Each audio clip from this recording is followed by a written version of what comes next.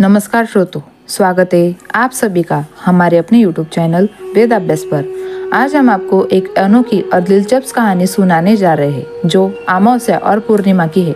यह कहानी दो बहनों की है जो आपस में सौतेली थी।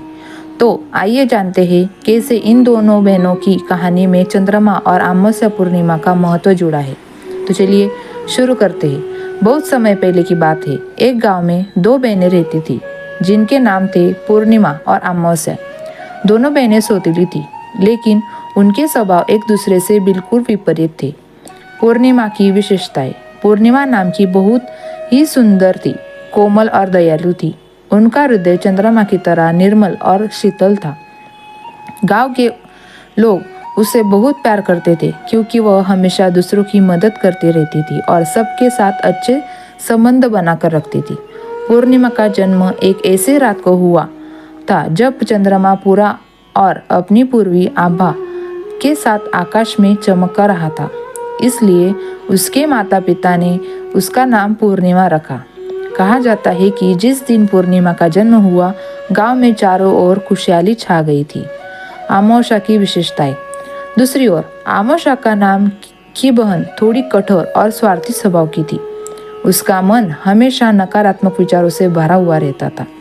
गांव के लोग उससे डरते थे और उससे दूर रहने की कोशिश करते थे क्योंकि वह अक्सर दूसरों के साथ बुरा व्यवहार करती थी।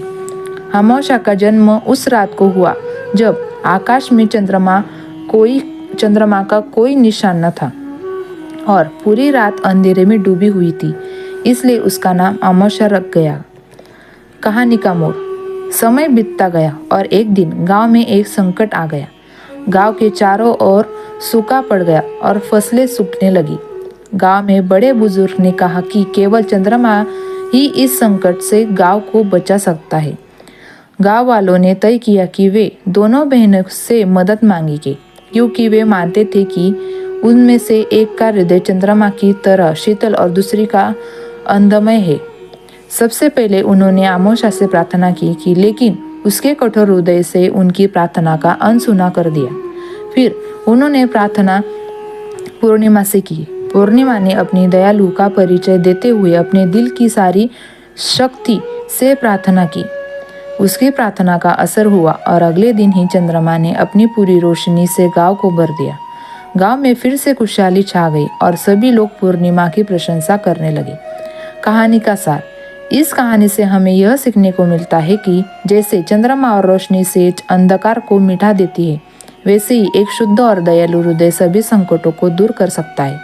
जहाँ पूर्णिमा का हृदय चंद्रमा की तरह था, वही अमावस्या का स्वभाव अंधकार से भरा हुआ था, लेकिन अंत में प्रेम और दयालु की ही विजय होती है। तो श्रोतों, ये थी अमावस्या और पूर्णिमा की कहानी।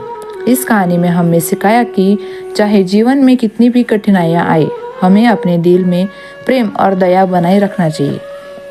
अगर आपको यह कहानी पसंद आई हो तो कृपया कर इसे लाइक और शेयर करना ना भूलें। हमारे चैनल को सब्सक्राइब करें ताकि आपको इसी तरह प्रेरणादायी कथा सुनने मिले। और हाँ, कमेंट बॉक्स में हर हर महादेव ज़रूर लिखें।